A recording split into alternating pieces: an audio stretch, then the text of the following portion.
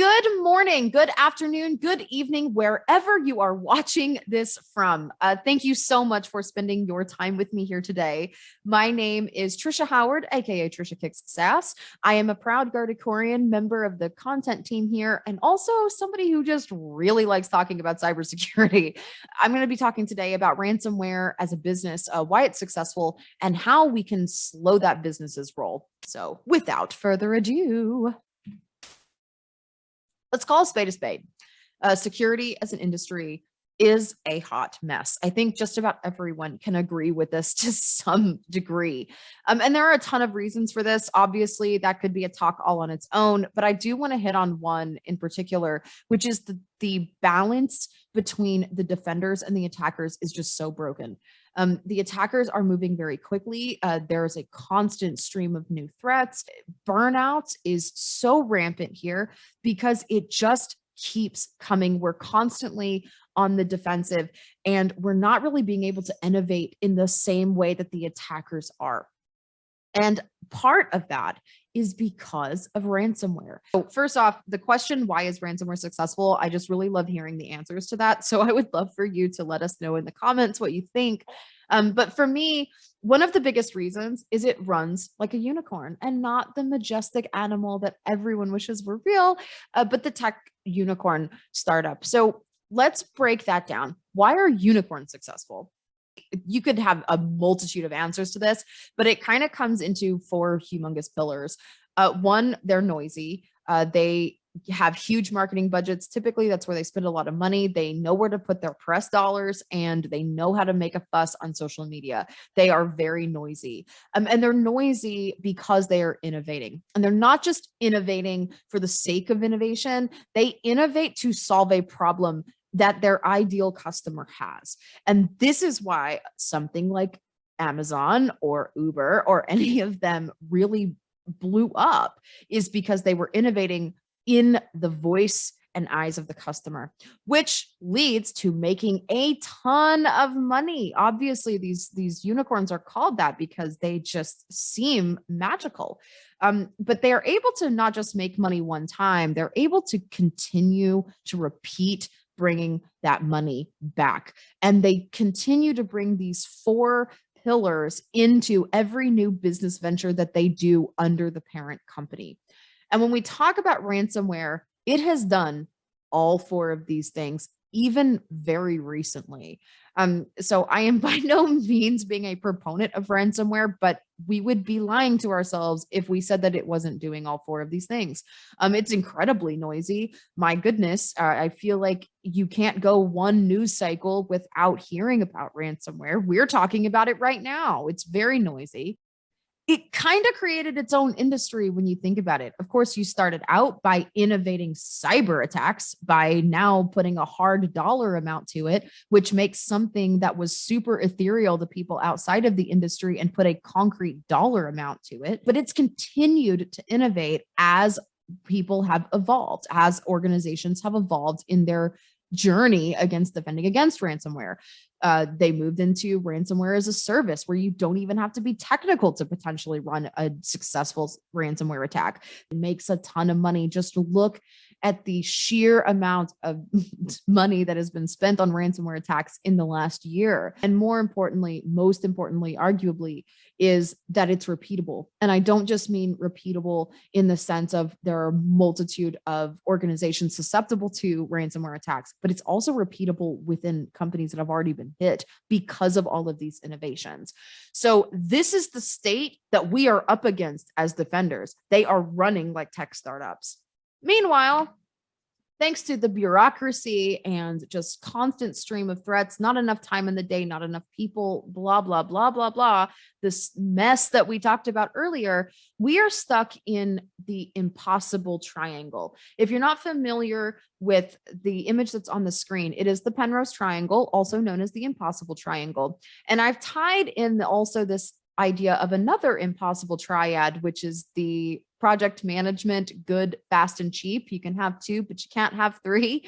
And I've made it a little bit more about cybersecurity. So we have security, we have speed, and we have innovation.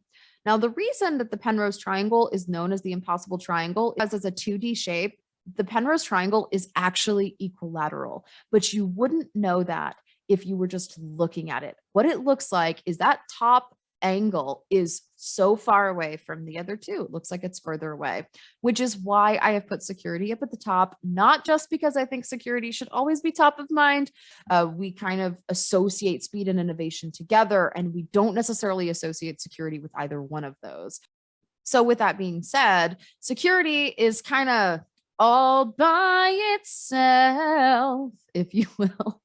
And that is really troublesome because, as we saw with the last slide, the attackers are not going this way. They're going more on the offensive, not pun absolutely intended, by being extremely innovative and moving more towards what we would consider like a DevOps model, the move fast and break things. And security is stuck in this triangle that never ends, right?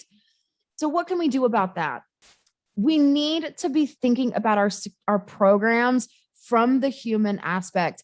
And it's because technology was built by humans. So this includes ransomware or any other cyber threat. We need to acknowledge what the person behind the code actually wants. And when we're talking about ransomware, typically we're talking about money. They're financially motivated. So how did they get there? If we know how they get there, then we can slow it down.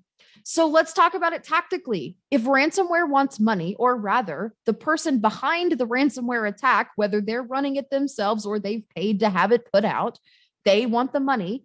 Tactically, what do they want? They want access to get in, and they want to be able to move laterally, because the difference between an incident and a breach is how many machines are affected when we're talking about ransomware. So they want to get in, and then they want to continue to escalate those privileges, and they want to continue to infect more machines, because the more machines that are affected and the more people that are being ripped out of their work and the more data that they have access to, the more money is being lost, which gives them more leverage. So we need to strip away their leverage. And one way that we can do that is by reducing their ROI. So let's talk about segmentation. Segmentation as an architecture has been around for a long time. I'm not going to read all of this. I'll post a link to this particular slide in the notes so that you can go back and read it at your leisure. But one of the ways that you can really reduce the ROI of a breach of an attacker's time is by making it just genuinely harder to do. So again, an attacker wants money. So let's put this into job perspective right now, right? So let's say you're offered a 6-figure salary. That sounds super shiny. Yay, awesome, making 6 figures. But it doesn't seem super shiny if you're working 20 plus hours a day, right? Suddenly that kind of starts to get a little duller. So when we're talking about a breach, and particularly ransomware, the attacker is going through that exact same thing. We need to reduce their ROI for a breach. And the way that we do that is we make it harder for them to get there. They can't move laterally. Suddenly you seem a lot less shiny than somebody else that they can spend less time and potentially make more money. Because if they spend a ton of time on you and don't get paid, then that's a ton of money that they've just left on the table, right? But the problem is, when we talk about segmentation, it is an architecture. And if your network was not architected with segmentation in mind, which it might have not been, it can seem like an incredibly daunting task to do that, because it requires a lot of time, or at least it is seen that way if we're talking about traditional methods. Yes, it would take a lot of time, and not just time of your people, but also downtime of the network, which, as we know, is always chancy. But when we're talking about software-based segmentation, which is what Guardicore does, we actually eliminate that. And so I'm going to come back to this idea of the impossible triangle, which is at what we're at now. And when we bring in the idea of software-based segmentation, which is moving very fast, coming as you are, being able to segment your network in literally minutes. We can take projects that should have taken 2 years and do them in 2 weeks.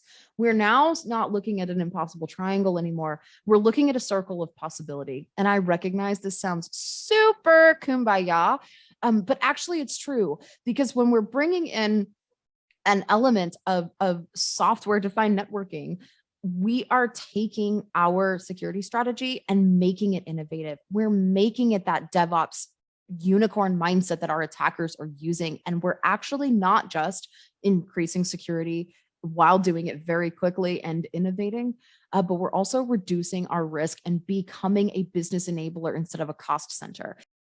So with that being said, thank you so much for listening to me talk today. Again, my name is Tricia Howard, AKA Tricia Kicks SaaS. You can find me at all my social channels under that. You can also find Guardicore on any of our socials as well. Thank you very much, and I'll be talking to you soon.